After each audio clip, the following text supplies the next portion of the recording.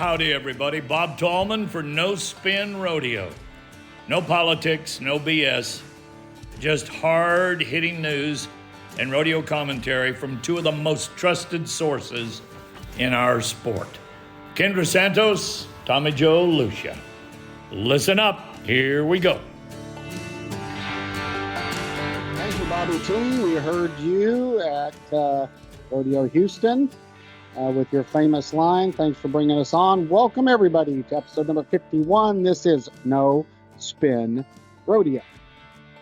My name is Tommy Joe Lucia. You can call me TJ, and lots of people call me a lot of other things. We have our producer with us, Greg Teagarden, and the first lady of pro rodeo journalism, the illustrious Miss Kendra Santos. Hi, crew.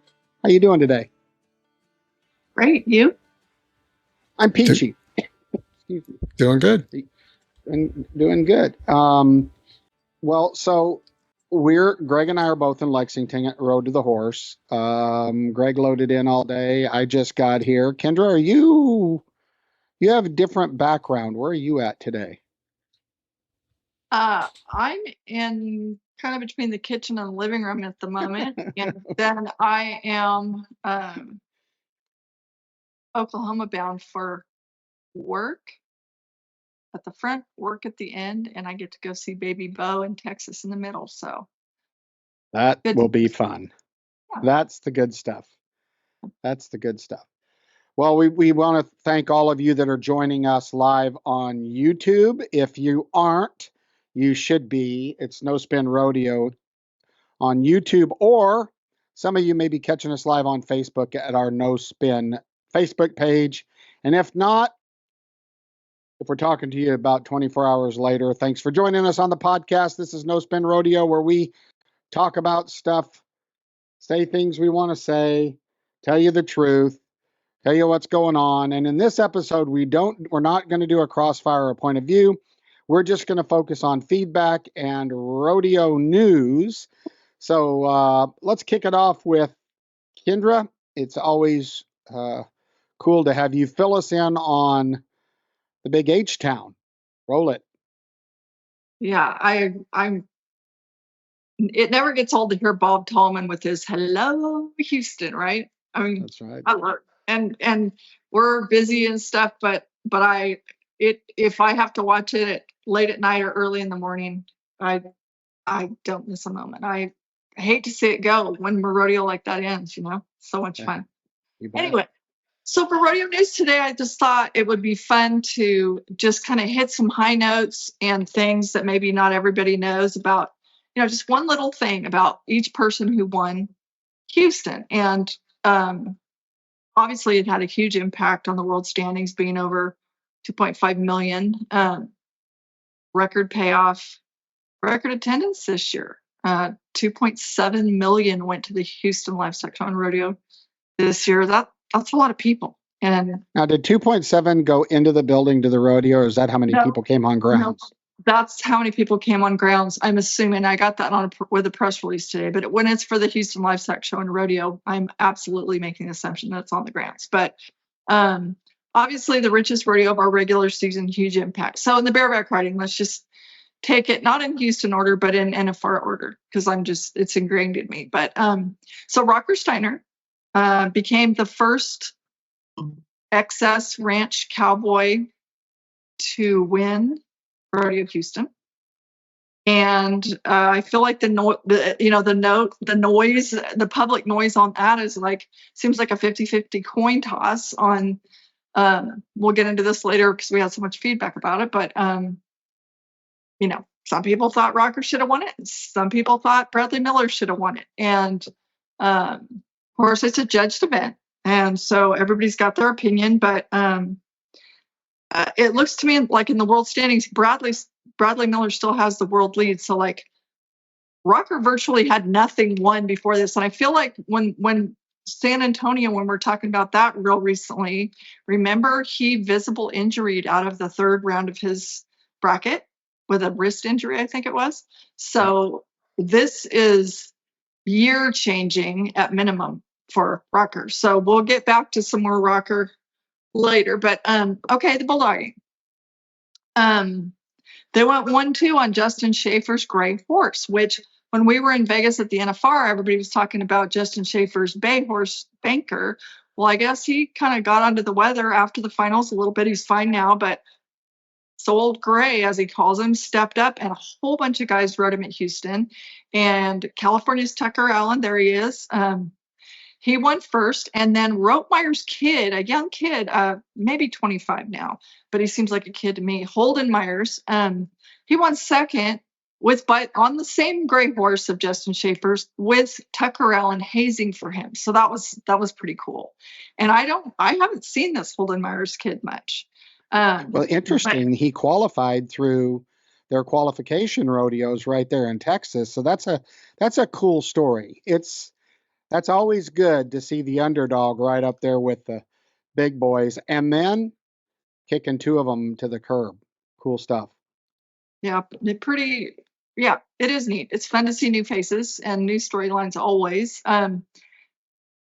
My very favorite moment was best friends in Arizona Ranch Cowboys, Derek Begay and Coulter Todd winning the team roping.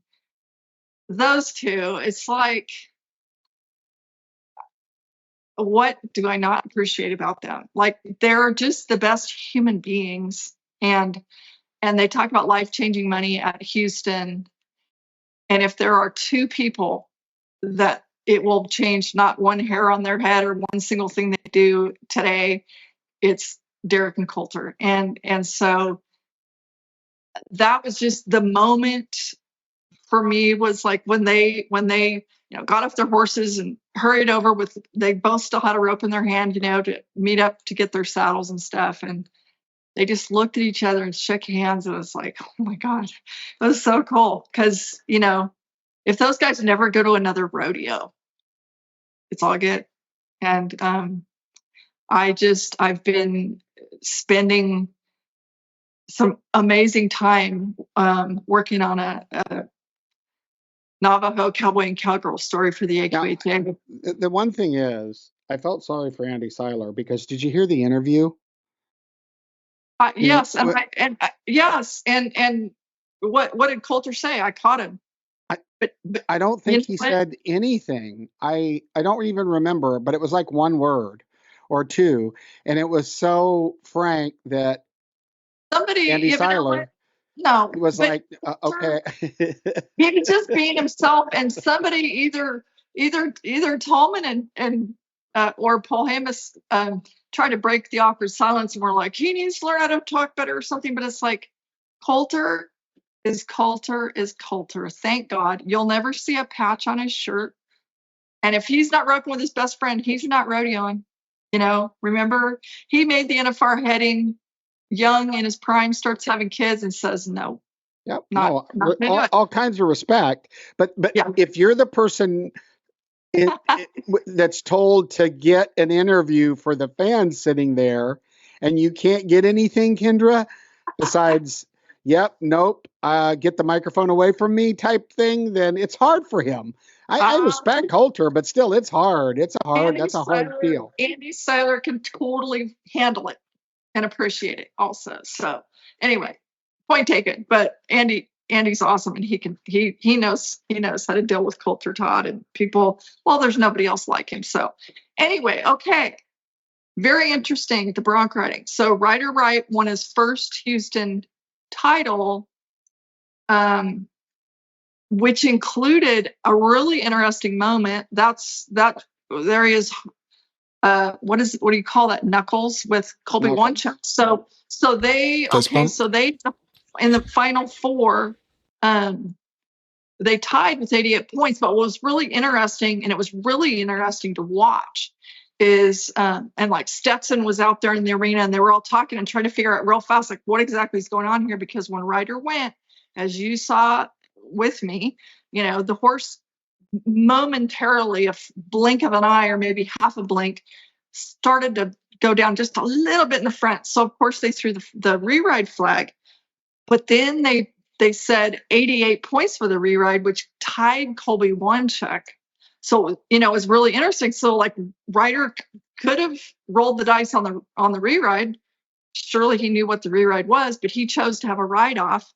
And then, they brought in non-eliminators for the write-off. They brought in 2 milk duds. It was interesting. It took a while. It was like, oh no, this happened. What do we do? For a minute there. And I understand Ryder needed to find out if he didn't know what the reride was, he needed to find out what it was and figure out if he could win. Obviously, my assumption, same as you, Kendra, is that he looked at that and thought, I can't,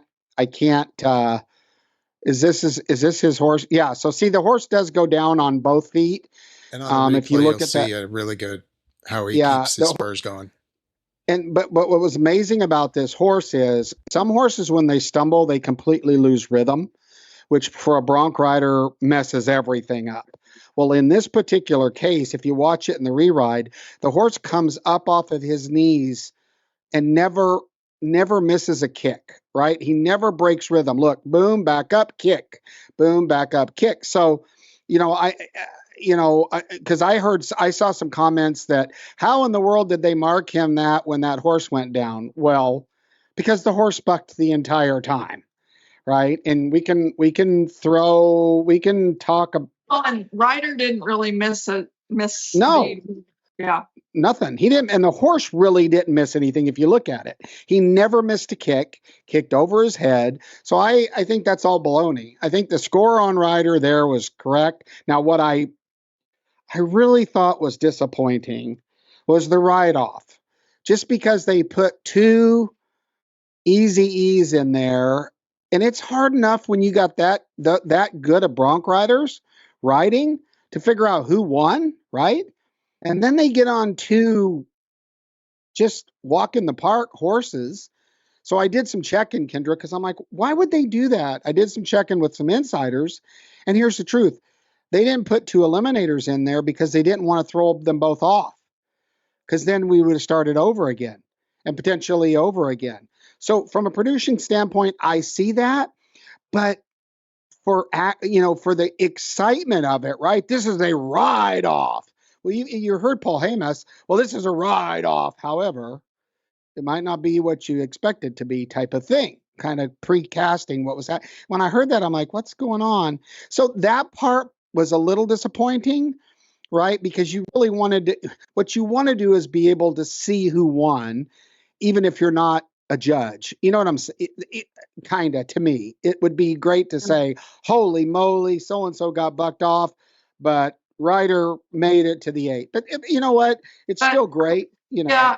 And clearly that was, very meticulously discussed in the production meeting, the what ifs and all of the tie-breaking scenarios and all that kind of stuff, so that it's spur of the moment, real time. They can all, but he did let us know, that it is sort of what to expect. So, Yep, and I mean, I wouldn't have thought of that they would have done that for not wanting to have a second, write off. So yeah, I get it. If you threw 2 guys off, I mean, I get it, but I don't really love it. I mean, you know what I'm saying? You just kind of expected those to be the best 2 rides of the bronc ride, I guess, right? That's what you expect. Kind of like you get why they sometimes hold a re-ride till after the rodeo at the NFR, but you don't really love it. Is it kind of like that? Maybe so, but see, that's kind of different. I don't know. Like at the NFR, I want to see the reride. Like every point counts, right? Especially at the NFR. That's a whole nother discussion. But you know what? It's still cool. I think a ride off is cool. It's very sports. The progressive, I think, is fantastic. I love progressive. You know that I love progressive events. It just was a little bit of a letdown, right? For those to not be the strongest 2 bronc rides of the night. That's kind of all I, have to say about it. Okay. So moving on to the calf roping. So the reigning champ of the world, Riley Webb, has now, he won it this year. What was he? 7-6 in the last one. I love that picture. I wish we could see the full horizontal view, because I think that shows like total intensity. Him and his horse Rudy, but he's won that rodeo 2 of the last 3 years, and he's I don't know. What can you say? That kid, he's obviously the complete package. You're not hearing it from me for the first time. Just watch him rope. So the barrel race, Cassie Mowry nearly squeaked by Haley Kinsel, 2/100ths of a second. Cassie, it's her second Houston title, but her first one on Jarvis, which, shows the cowgirl that she is. But that's, the winning. And remember, if you go back, or if you remember what we broadcast, everybody did, but I think we were the first to really talk about the Jarvis story, right? Oh. And that's, so now every time I see those two together, how can you not root for them, right? You just can't. Right. It's just such a compelling story. It is such a compelling story. And like Cassie said, when she just won Houston for the second time, but for the first time on Jarvis, she said, this horse just knows when I need him the most. And that was the case at the NFR, after losing her fiance and all, who owned Jarvis. I mean, the whole thing is anyway, but 2/100ths of a second was the difference between 65,000 for first and 30,000 for second for Haley. And again, we will get to Haley a little bit, because that's been kind of a hoot on social media. Also, when we get to feedback, Taylor Munsell 2-7 to win the breakaway roping. I thought it was as cool to see Jackie Crawford. They're starting to call her the queen, who won Houston last year, in Taylor's corner in the Final Four. Just like I thought it was really cool to see Eric Rogers and Derek Begay's corner, when they were going head to head in the Final Four. And that's the sportsmanship and camaraderie of rodeo that you just don't see in all sports. In the bull riding, Tristan Hutchings, 91.5 on a bull that backed away from his hand. He wins it. There are a few fun notes for me about Tristan Hutchings. As of a week and a half before Houston, he had won $0 in the world standings, and apparently left the NFR last year with a torn PCL and MCL, so hadn't seen much action this year.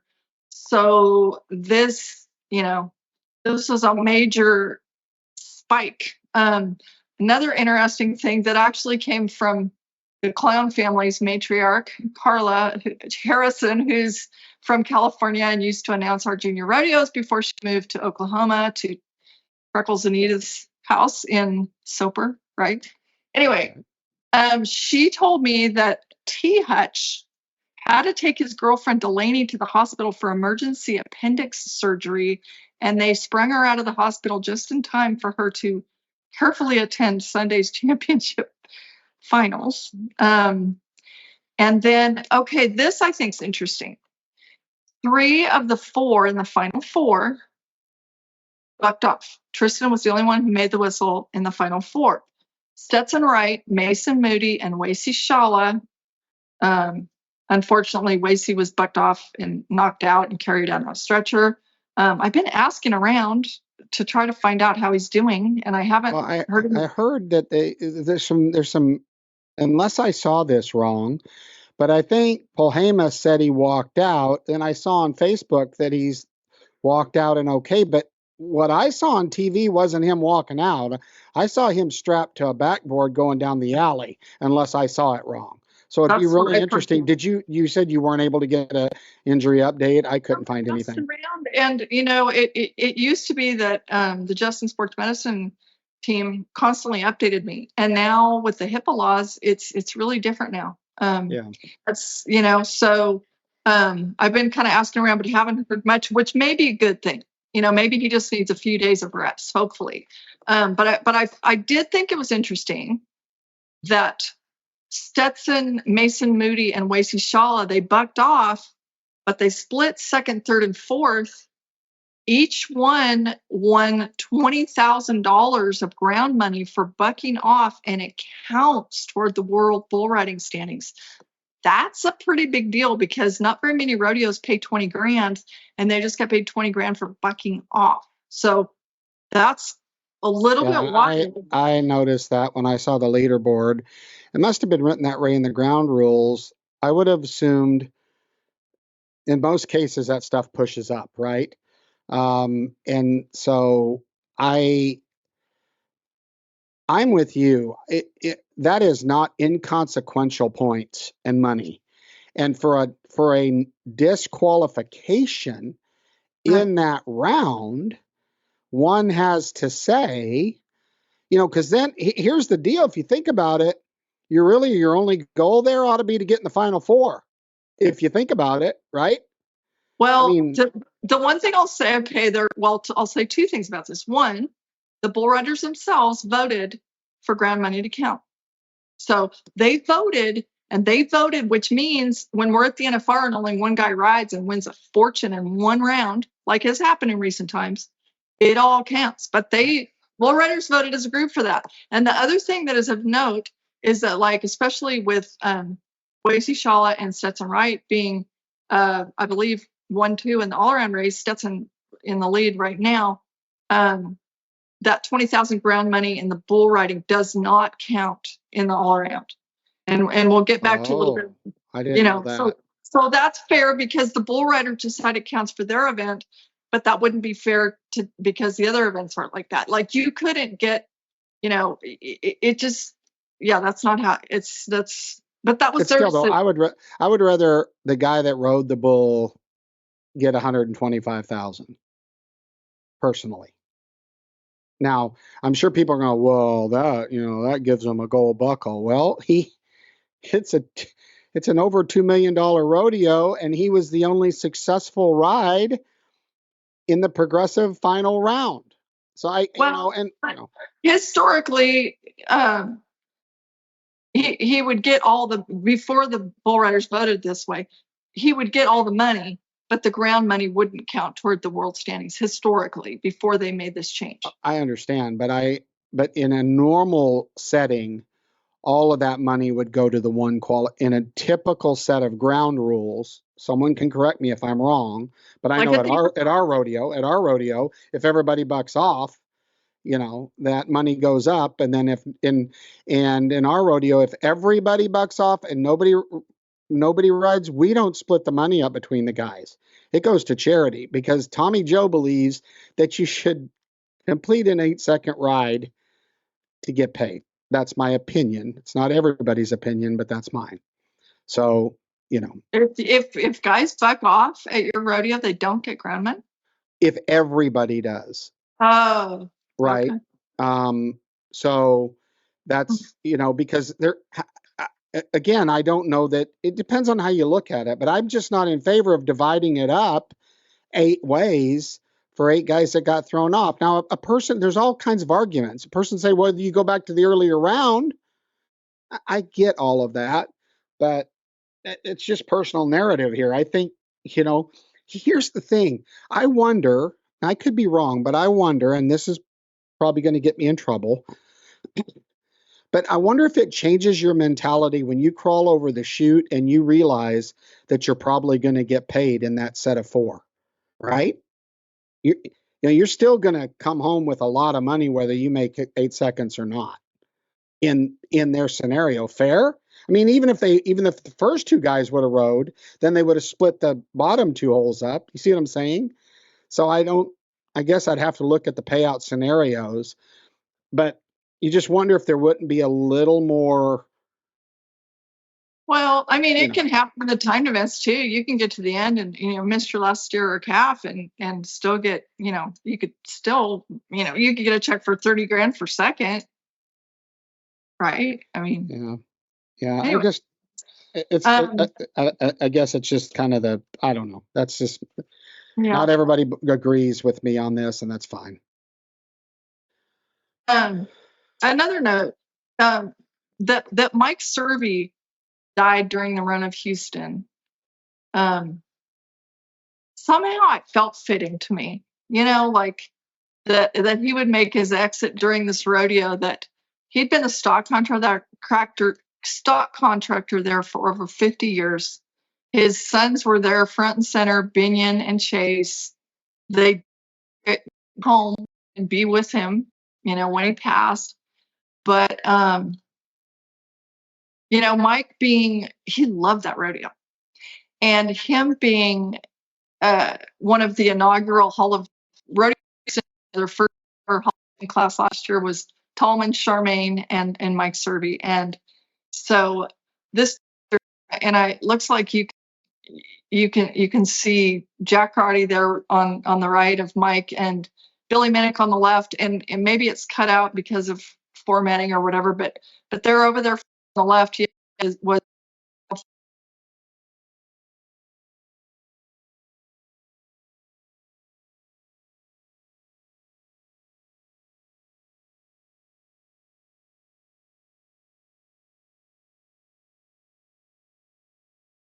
Serby and Jack Roddy, 3 of the 4, Billy, they're all Hall of Famers.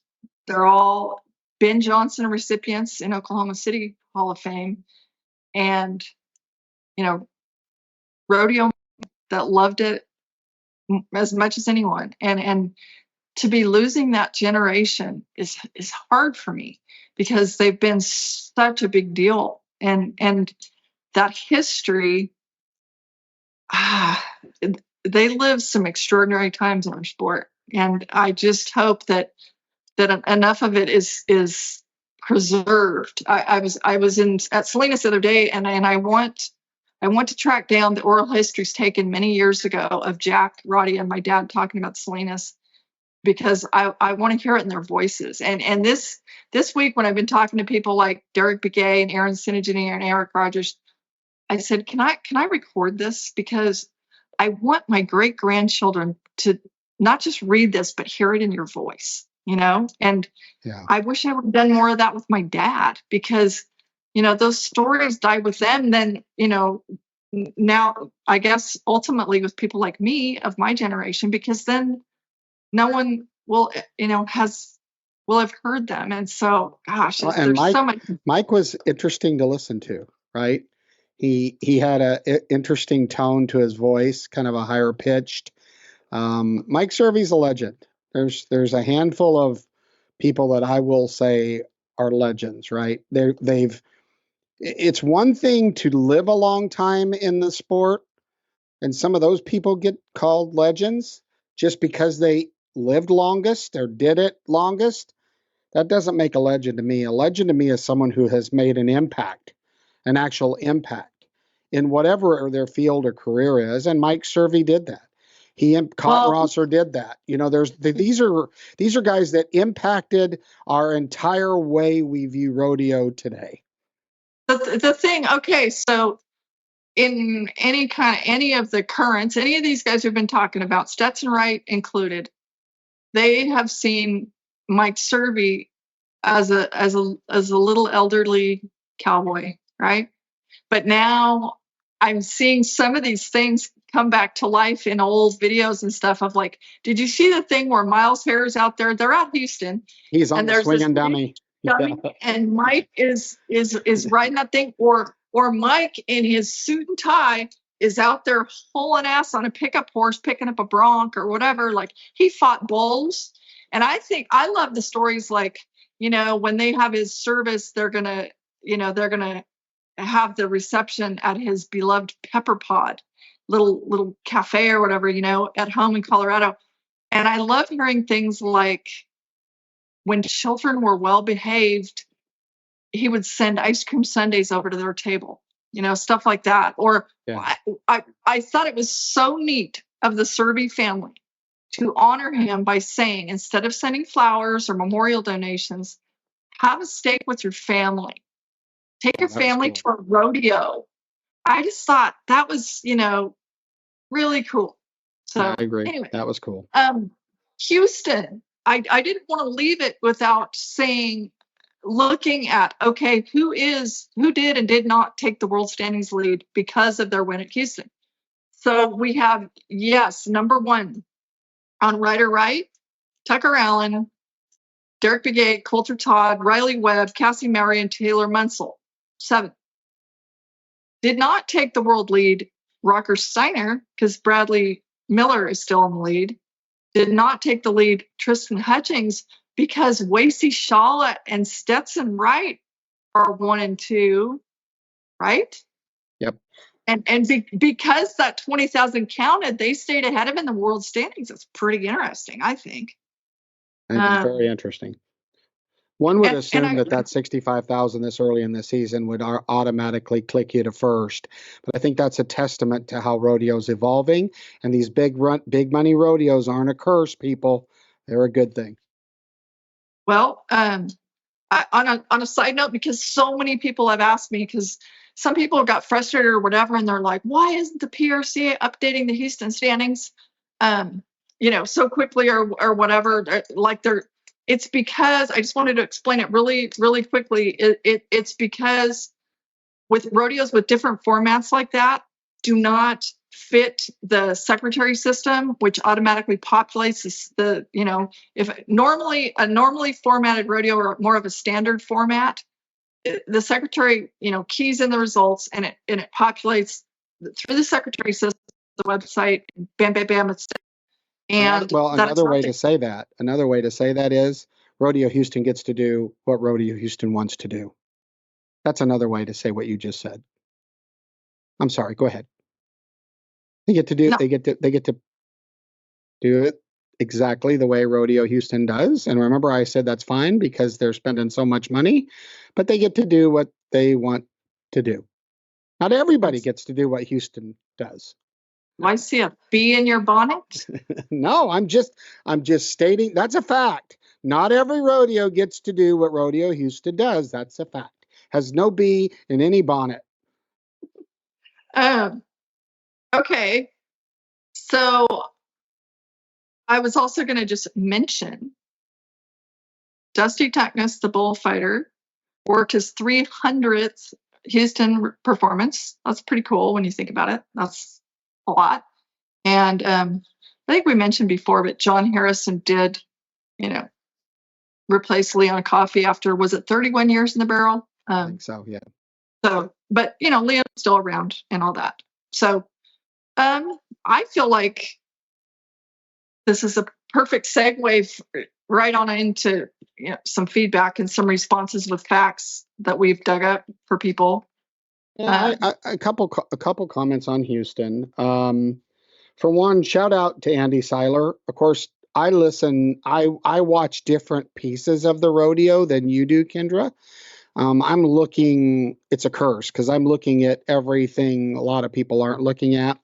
And I tell you what, for Seiler to be in the room with two of the strongest, not only voices, but personalities on a microphone, Seiler, hopefully he hears this, really good job. Very smooth, listened, brought out stuff that they missed. If they missed things, fit in well, had some humor.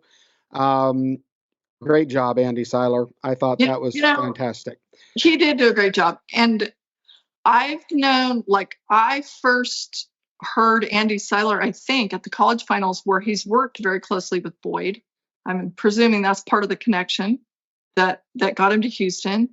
I've also, kind of been by his side when he announced the Junior World Finals in Vegas, which is now going to go back to the Junior NFR. And he did a beautiful job there too. I think Andy Seiler is a good dude. And so he did right by those kids, yep. And he was really gracious about, if somebody crashes and burns, he doesn't just laugh at them or whatever. He's really he's a good dude and he knows what he's talking about. And I totally agree with you. He filled in some spots without ever discrediting anybody else or, slighting anybody or making somebody look foolish for missing something, even if he had to correct something that was maybe just misstated, in the heat of the battle. But yeah, he did a great job. But it's fun to correct people and make them look foolish. It's one of my hidden joys. Talents. Go ahead. Yeah, I'm talented at it. I have the ability to try to figure out how to make someone look foolish. And so, yeah, we got that. And I think we'll cover some other stuff on feedback about Houston, a few different things. But listen, hats off to H-Town. Great event. Fantastic. Love the guitars. Love the imagery. Love the clean arena and the branding. it's a pillar of the rodeo business and community, and really cool. And their television is amazing. And I did ask, because I had a few people ask me, like, why in the world do they give guitars, which I think are fun and different, you know? And they said basically that, but kind of a little fun fact is that they give the cowboys guitars, and then they give the stars of the concerts buckles. But they kind of figured cowboys get so many buckles. And of course, the cowboy gets a buckle if you win Houston. But to win your Super Series is pretty fun. And obviously, people had a lot of fun with the guitar presentations for the Super Series. So cool event. Hats off, Houston. Job well done. All right. You guys ready for some feedback? Yeah, let's hit the feedback. All right. Up first, we got a comment from Facebook. Why in the world did they gift Rocker Steiner? That was not a 91-point ride, maybe an 87, 88. His right foot was actually down on 2 different jumps. Looking at it, scoring the way you should score. Don't gift people just because they have a big name and they cause lots of trouble. Okay. Okay. I'm not going, because we're fact-based here, I'm not going to get into any argument with any no spinners about judging. That kid rides damn good. He rides good. Period. He rides good. He spurs horses. Also, I think a little bit because of his frame, it kind of reminds me of Charlie Sampson. A lot of you guys don't remember this, but we've talked about this on this podcast. Jim Sharp, how he rode bulls compared to like a Charlie Sampson.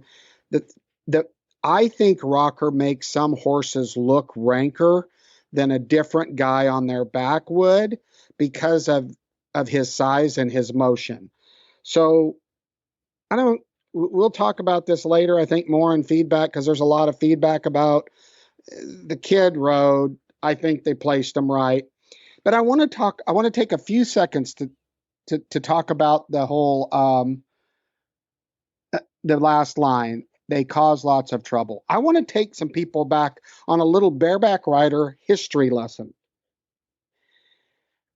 Bareback riders are a unique breed.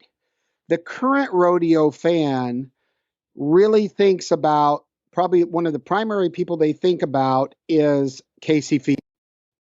Casey Field's demeanor isn't typical of what I know a bareback rider as. And I'll tell you, let me say some names that probably most of you listening won't know, but those of you who do are going to get a smile. How about Bob Wilfong?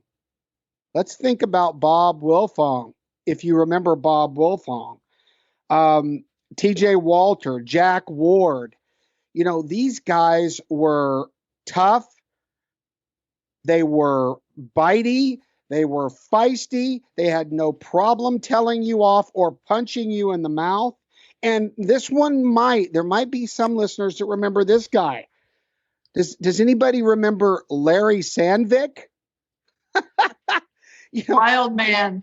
Yeah. And so, you know, they act like Rocker is just this horrible condemnation on the cowboy breed because he's a thoroughbred in a pen of quarter horses. You know, the kid's got fire. He cusses, he thises, he that's. That's fine. But I don't care what he does. He rides bareback horses good. So he deserved to win Houston. We'll talk about this more later. This is my opinion. I don't want to get into the judging, but the kid rides, and you can't take it away from him. You might not like him, you might love him, or you might love to hate him. But I bet you watch. Why? So you can either bitch about it or praise him. You love him, you love to hate him. And so, you know, rock on, Rocker. I've known the Steiner family forever. Look at his dad. Look at his dad, Sid. I mean, you know, he broke the mold, but way before Rocker broke the mold. So this whole he's a bad guy, causes lots of trouble. Okay. Do you know how many old time Cowboys called me when I was at the PRCA headquarters and put Sid Steiner on the cover of the sports news with mostly no shirt and tattoos and piercings, I got a raft. But I was like, but can he bulldog? So Yeah, exactly.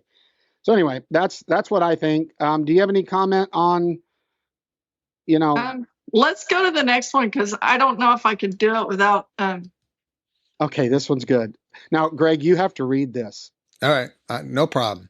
The kid ride good enough to win on his own merit, but if the judges cheated someone else out of first again and loaded him because the announcers were busy licking his balls, call me old school. Hey, don't say, if you watch this show or listen, don't say we're scared. You can't. And by the way, if we had an audio guy, I would have clipped you, Greg, saying that and used it over and over and over and over again. Just you saying licking his balls is worth it to me. So, Kendra, you get the ball licker. Okay. I was raised with brothers and boys, and I thought farts were funny when I was a kid, and the whole 9 yards, and this is killing me.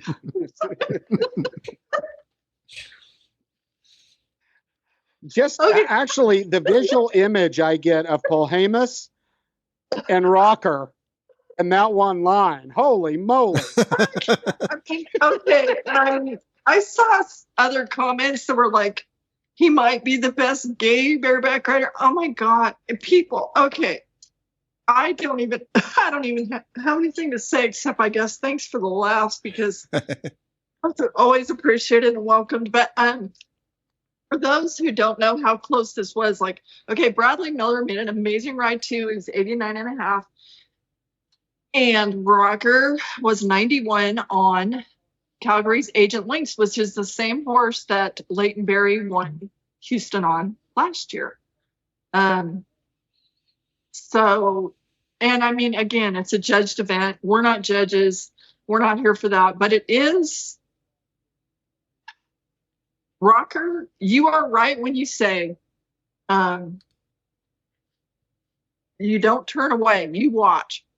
And you watch because you want to see him ride. You want to, I mean, we had plenty of chances to read his lips. And you know what? I feel like I've seen this kid go through sort of an evolution with like the lip reading and stuff. I think in the early going, his fire was just unharnessed. He couldn't contain it. And he was just being himself.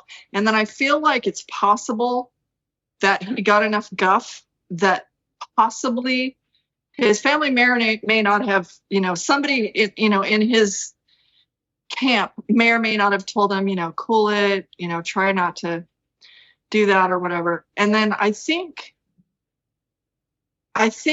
he's just come down to, you know what, I'm going to be me. And if people hate me for it, so be it. If they love me for it, great. But I also did see some things that I thought were sort of cool where people don't usually see and don't usually talk about it, but we're like, Rocker went and, hung out with some FFA kids, or Rocker went and hung out with the security crew at our NRG Stadium. And, whenever I've been around him, he's been a perfectly nice kid. I'm not at the Ragers with Rocker, of course, but he's always been polite and nice to me. I don't know, I don't, the couple things on this one. So we could have a conversation and probably argue with some no spinners all day long on, is Rocker a good guy or not? He's always been a very polite kid. He comes from a good family. Yeah, he's spicy. But here's the thing that I've got to defend here. These people out there that get mad at the announcers for selling the product that they have in front of them and acting like it's the announcer's fault if the judges take into consideration the reaction of the crowd. Remember when we talked to the new judging director, we talked about that. The announcer's job is to entertain the fans. And let me tell you something, when Rocker Steiner's about to nod his head, you know you've got something to talk about. So hats off, Boyd, Bob, Andy. That's what you're supposed to do. That's what you're paid to do. And all of these people that bash these announcers for taking advantage of the opportunity to sell a ticket are just flat. You're off base. You're out. You want to get angry? Get angry at the judge if you think that was the case, but don't get angry at those of us that are trying to sell tickets and make your sport better. Now, I don't think there were 2 points. This is personal narrative because it's not fact. I don't think there were 2 points difference between those two. Okay. I don't think the gap was as big as they marked them, but I do believe I do think they placed them correctly. So on that part, that's what I personally think. So to me, just the basics from watching it was that like Bradley had a great horse and made a flawless ride. And what's really difficult, especially for those of us who haven't ridden a bucking horse, and is by comparison gauging the degree of difficulty on Rocker's horse. You know, would he even say that it was a flawless spur ride? No, probably not. But the horse maybe made a few more points. You know, so I just think that's really a tough one. And I wouldn't pretend to say that, oh yeah, well, I know better than anybody. No. Well, and he's looser on their back. If you watch his upper body, because of his size, he's a little more loose. Do you know what I'm saying? He's coming at it, but his feet are stabbing the front end no matter where his body is, right? And there's some guys that have such core strength and are bigger and stronger, actually just physically bigger than Rocker, that they sit right in the middle. You know what I mean? And so again, I think that probably helps the points on the horse, you know, a little bit. But anyway, yeah, so all you lickers out there, all you that think that you got a lollipop.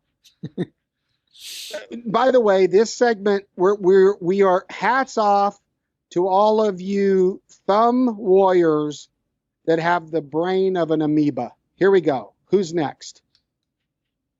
It's about Haley. Haley needs to hang it up. Sister ran off at Houston. They clearly can't keep up anymore. There you go, amoeba. This is almost better than the balls being licked, and I bet you Haley would tell somebody to lick some balls too. Okay, this is funny. Come on now, this is just funny. Okay, so at just Houston, no, to back up before we talk just briefly about Houston, Haley is famous for putting Sister first, and if Sister needs a few days off, if Sister just is, you know, whatever, wakes up on the wrong side of the bed, Haley will sacrifice winning for that horse. Like it's like, you know, Sister owes me nothing and I owe her everything is Haley's famous words. So at Houston, Haley in her Super Series made her first 2 runs on a horse, Reese. And, you know, it was okay. She might have won a little check or something. But then, you know, okay, well, you got to get her Super Series to move on. So she pulls out the big gun Sister for her 3rd run in her Super Series and wins it. All right, sweet. So then she goes on to the semifinals. Well, this is what they're talking about.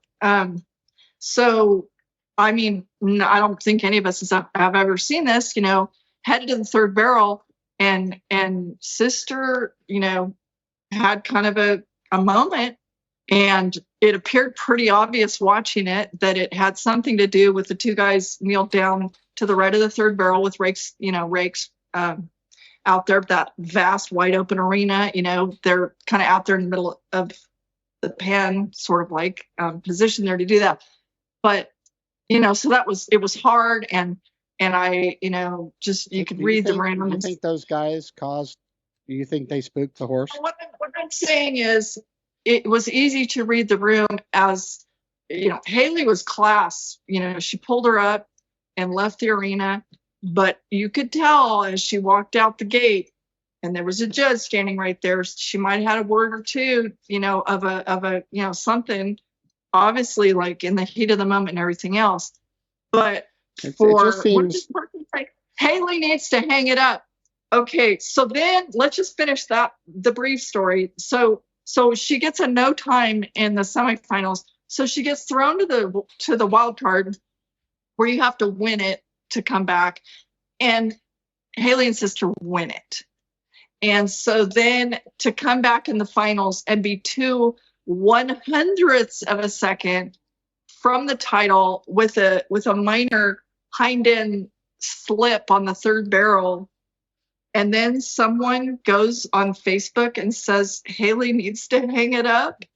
I mean, that's just amusing at best, frustrating for her probably, but by now I'm sure Haley's like Teflon. I mean, whatever you want to say, folks.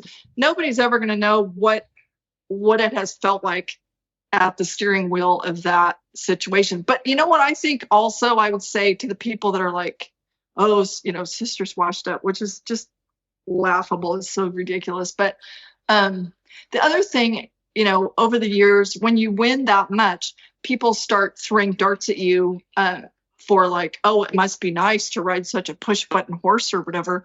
Well, if you can't tell what a cowgirl Haley Kinsel is and how physically fit and how well she rides that horse, clearly the horse is not push button, folks, and Haley breaks it down to the nth degree on what she does, because she knows that she's on something special.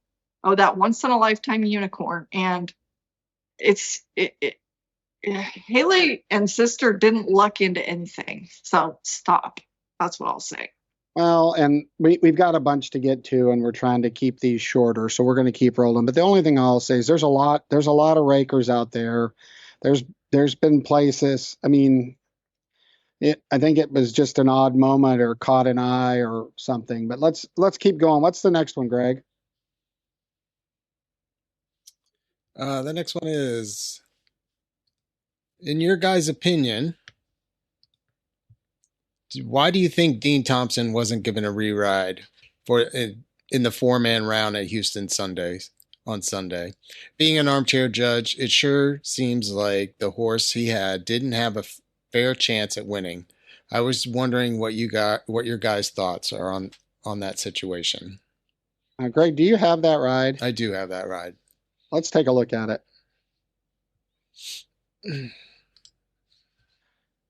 Now, what I don't know, as we watch this ride,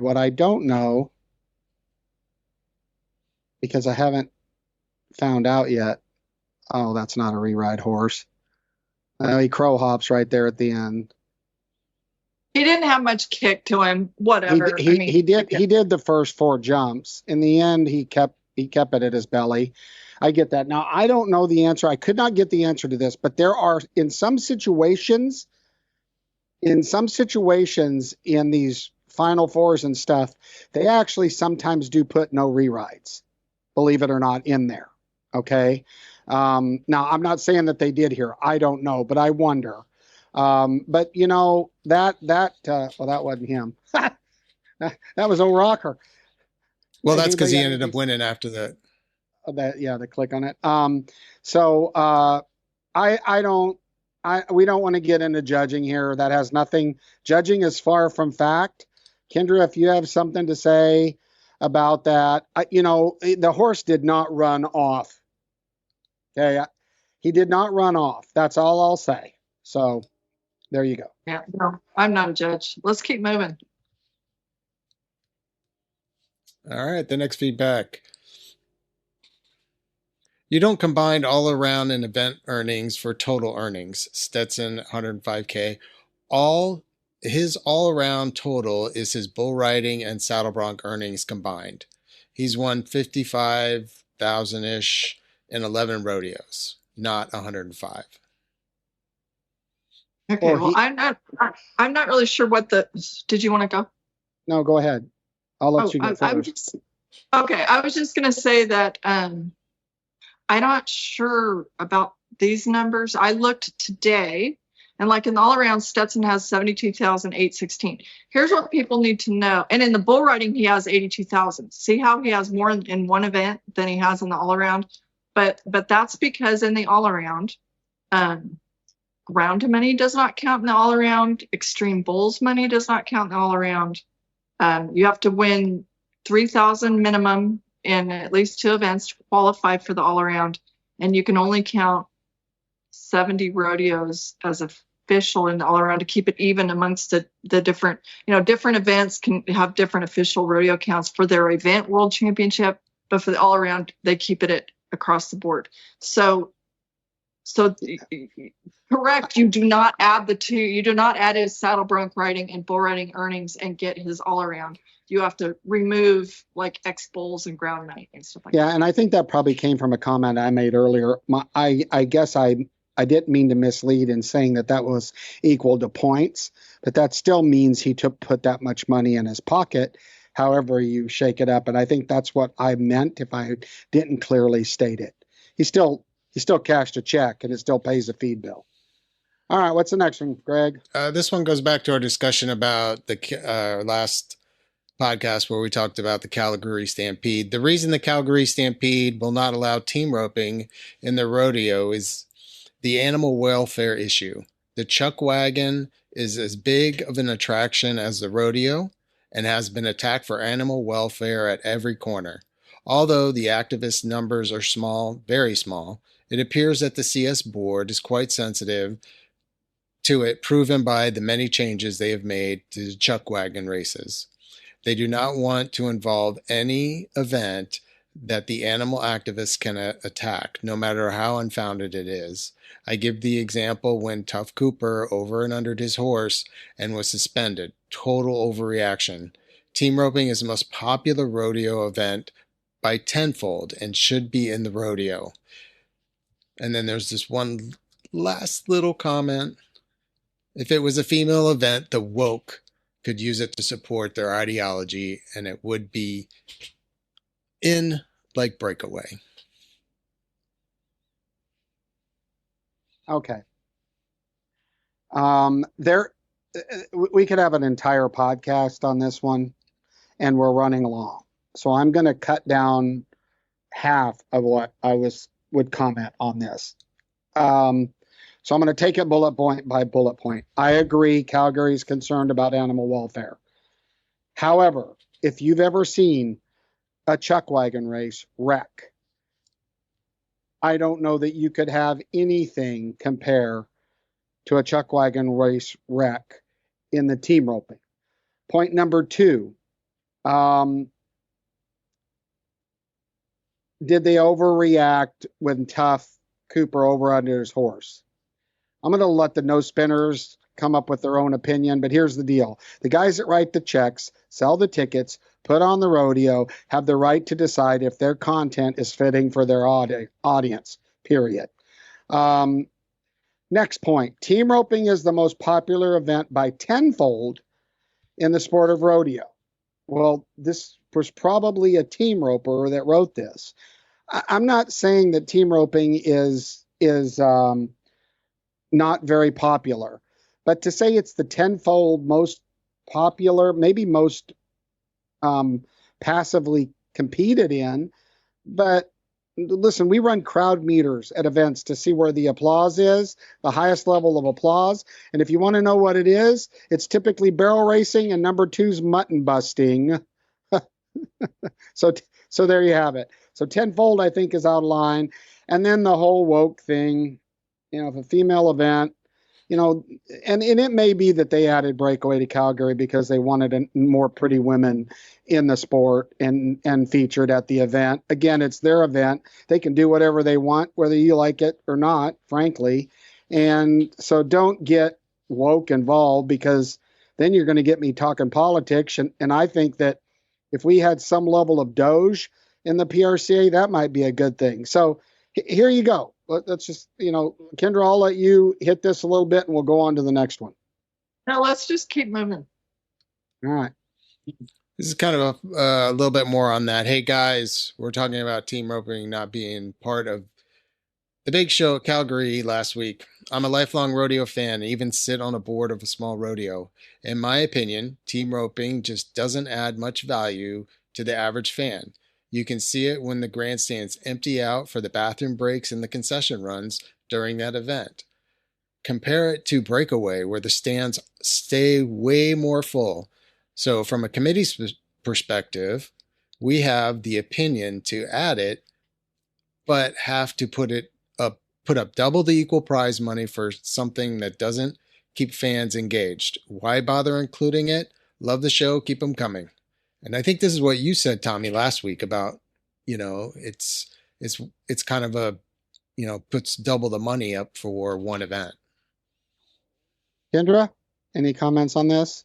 I mean, Well, yeah, just one of you just said that that last person probably a team roper. Well, this person might well be a breakaway roper or whatever. I mean, everybody has their opinion and is entitled to an opinion, but I have a lifelong strong opinion about equal money in the team roping. I do not view it as double money. I view it as equal money. So my point about this conversation is that I have asked the same question for 38 years about team roping in Calgary and equal money everywhere.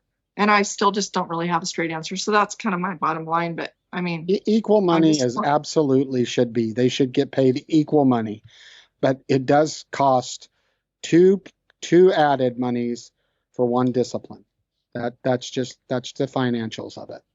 And they both pay their equal end to participate also to get there. Correct. I agree with that. All right, next. And finally, here's just a couple more Facebook comments about the team roping.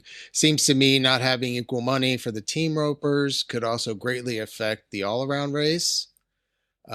Great conversation, but unfortunately the powers to be are not talking, and someone needs to pick a fight is complete BS. Okay, Kendra? sorry. I was screening a call, and so if I stuck my finger in the camera and everything else, sorry about that. It just says you were paused, which was interesting. I can't pause you from my side, or I probably would every now and then, but I can't.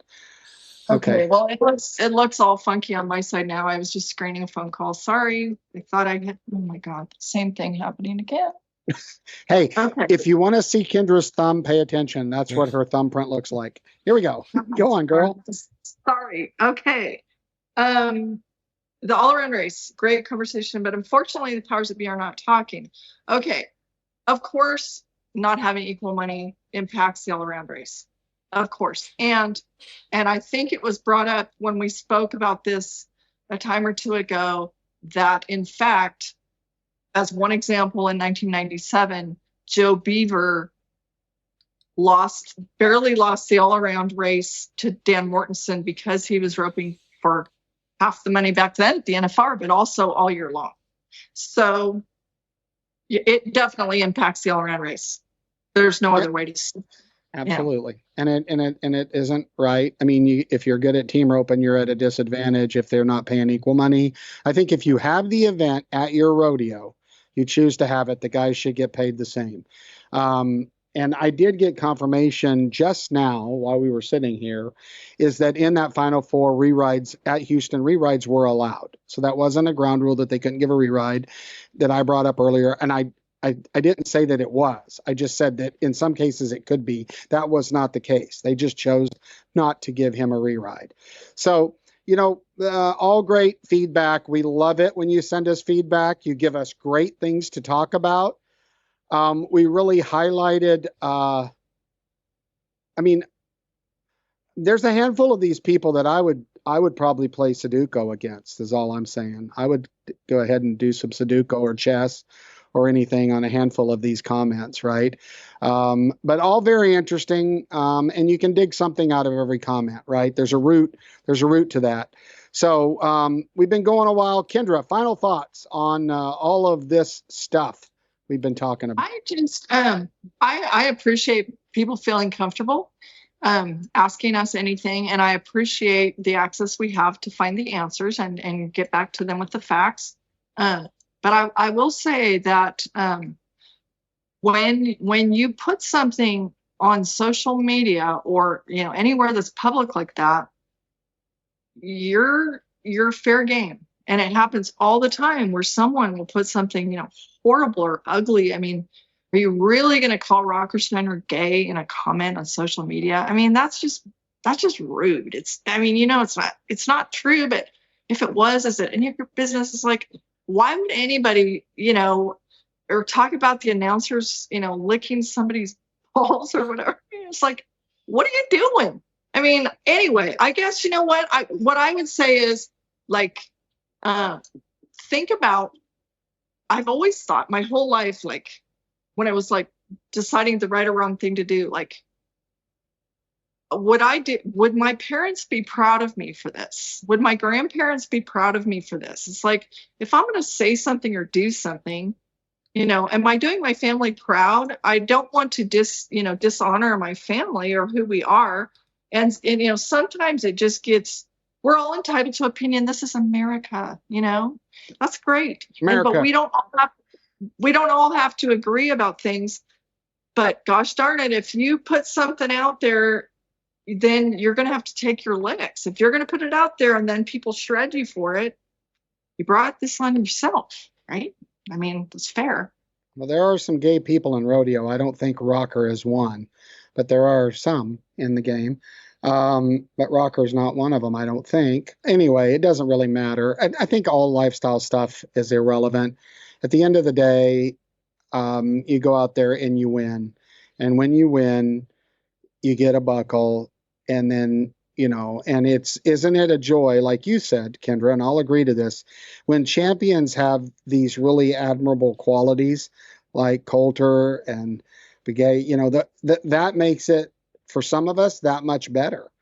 But for others that are wild hides, right, they prefer to see Rocker read his lips and go, yeah. And you know what? Well, it's all part of the game. I feel like, for me, there are worthy heroes. And when, Derek Begay, when there are Navajo children watching him, and it's not just in the arena, but who he is as a human being, like heroes. When my kids looked up to, Derek and Coulter or Trevor Brazil, it was like, thank you. I tell them, thank you for being a worthy hero and role model to my children, because my kids they watched when Trevor pulled up, they watched how he stepped out of his truck, how he tucked in his shirt, how he cinched up his horse. It's just, but sports is full of heroes that are not all quality, as is our sport of rodeo. There, you can look back and probably find a few, or more than a few, that have got some riddled past. And by the way, those of you that are out there talking about all this, I just challenge you to, I'm wondering what you did when you were 18 years old. Anyway, thank you for being a part of No Spin. Those of you watching us on YouTube, thanks for watching us. You can see Kendra's thumb. You can see my ugly hat. You can see Greg in his really stylish hoodie, well-groomed face. Thank you for watching us on Facebook Live, and those of you that are listening to us on the podcast, hopefully going to work or out to feed or whatever, thank you for being a part of No Spin. Thanks for being a No Spinner. We'll see you guys next week. We're doing this stuff weekly. Until we meet again, God bless you. Be safe. Keep rodeoing.